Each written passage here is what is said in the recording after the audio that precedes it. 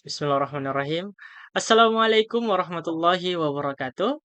Yang terhormat Bapak Randi Saputra Mahmud, SSI MPD, selaku dosen pengampu mata kuliah Teori Graf semester 6 Program Studi Pendidikan Matematika, Fakultas Keguruan dan Ilmu Pendidikan, Universitas Muhammadiyah Makassar. Kami dari kelompok 4 akan membahas materi terkait pohon keputusan atau decision tree. Kami beranggotakan 3 orang, yaitu Miftahul Jannah, Mahri Payana, dan saya, Abdullah Khofia Lutfi. Dalam materi ini akan dibahas ke dalam 3 pokok pembahasan, yaitu konsep dasar pohon keputusan, prosedur-prosedur pohon keputusan, serta contoh soal dalam penerapan pohon keputusan atau decision tree. Nah, kita bahas terlebih dahulu terkait konsep dasar pohon keputusan. Pengertian. Nah, pertama, yaitu pengertian pohon keputusan. Nah, apa sih sebenarnya itu pohon keputusan? Nah, pohon keputusan adalah gambaran skematik. Jadi, pohon keputusan ini adalah gambaran skematik dari alternatif yang tersedia bagi pengambil keputusan dan kemungkinan hasilnya. Nah, pohon keputusan ini juga didefinisikan sebagai suatu diagram yang cukup sederhana yang menunjukkan suatu proses untuk merinci masalah-masalah. Yang dihadapi ke dalam komponen-komponen. Kemudian dibuatkan alternatif-alternatif pemecahan beserta konsekuensi dari masing-masing alternatif. Nah, selanjutnya ada pengertian dari diagram pohon keputusan.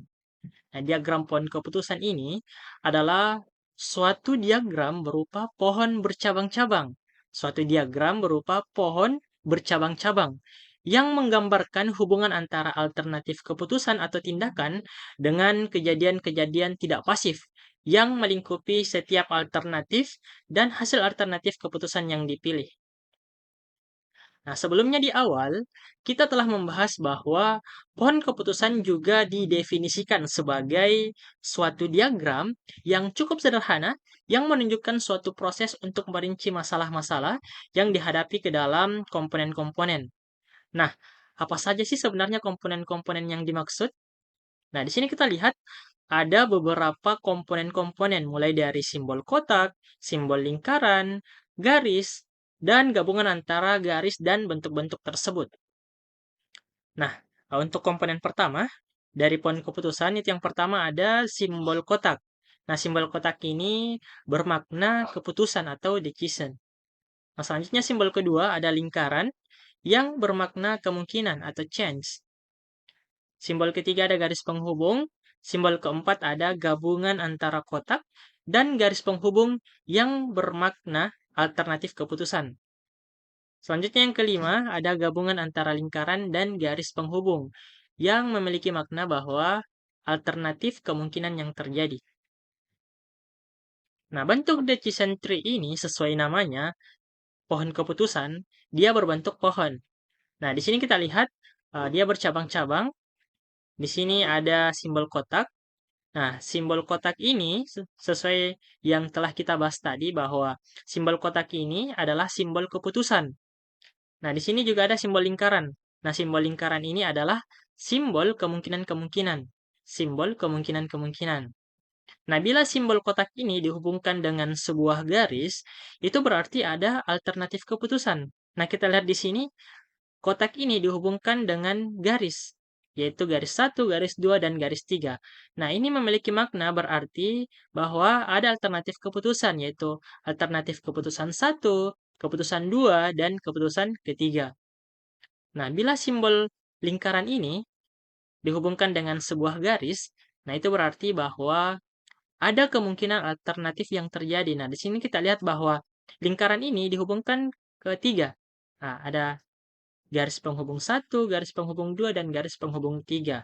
Nah, itu berarti adanya kemungkinan alternatif yang terjadi. Jadi, di sini ada alternatif 1, alternatif 2, dan alternatif 3. Adapun prosedur dan tahap dalam pembuatan pohon keputusan, yang pertama, buatlah alternatif-alternatif pilihan. Yang kedua, tentukan biaya untuk setiap alternatif dan besaran peluang yang mungkin timbul. Yang ketiga, lakukan perhitungan secara detail dengan pendekatan metode yang paling sesuai dengan kasus yang sedang dikaji, seperti perhitungan net expected value. Kemudian, langkah-langkah dalam analisis bertahap. Yang pertama, mulai dari ujung kanan diagram pohon keputusan dan bergerak mundur sepanjang cabang tersebut hingga mencapai suatu simpul keputusan. Yang kedua, pada simpul keputusan, lakukan pemilihan di antara alternatif-alternatif yang ada. Yang ketiga, coret cabang dari simpul keputusan yang tidak terpilih. Kemudian yang keempat, terus bergerak mundur hingga mencapai simpul keputusan awal dan lakukan pemilihan di antara alternatif awal. Baik, selanjutnya saya akan menjelaskan terkait dengan contoh soal pohon keputusan. Jadi, di sini kami memberikan contoh soal PT Spektrum bermaksud berinvestasi dalam suatu proyek industri. Terdapat 3 alternatif proyek, yaitu A, B, dan C. Masing-masing proyek akan memberikan hasil yang berbeda, tergantung dari kondisi perekonomian yang akan terjadi. Seperti ditunjukkan pada tabel, bahwa ada 3 alternatif proyek industri dan ada 3 kondisi ekonomi, yaitu baik, tetap, dan buruk.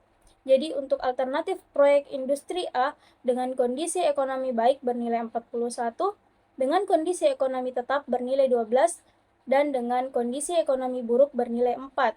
Kemudian untuk alternatif proyek industri B, kondisi ekonomi baik bernilai 30, kondisi ekonomi tetap bernilai 20, dan kondisi ekonomi buruk bernilai 10. Selanjutnya untuk alternatif proyek industri C dengan kondisi ekonomi baik bernilai 16, dengan kondisi ekonomi tetap bernilai 14, dan kondisi ekonomi buruk bernilai 12. Baik, selanjutnya adalah peluang untuk suatu peristiwa.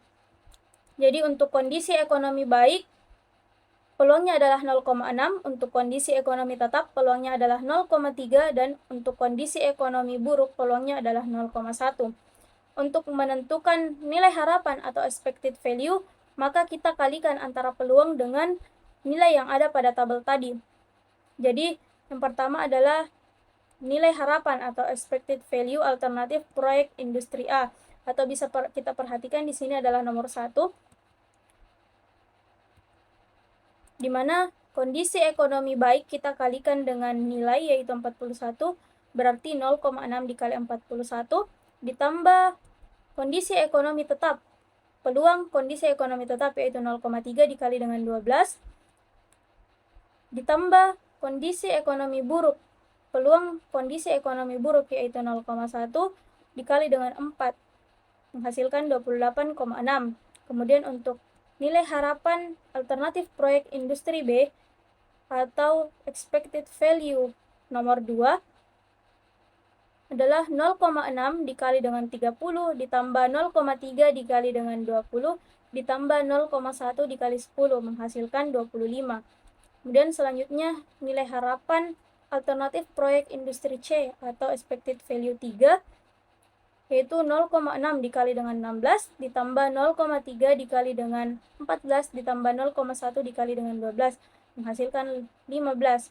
Jadi dari ketiga nilai harapan yang ada, pilihan jatuh berinvestasi pada proyek A karena memiliki expected value terbesar yaitu 28,6. Cukup sekian penjelasan dari kami. Terima kasih. Wassalamualaikum warahmatullahi wabarakatuh.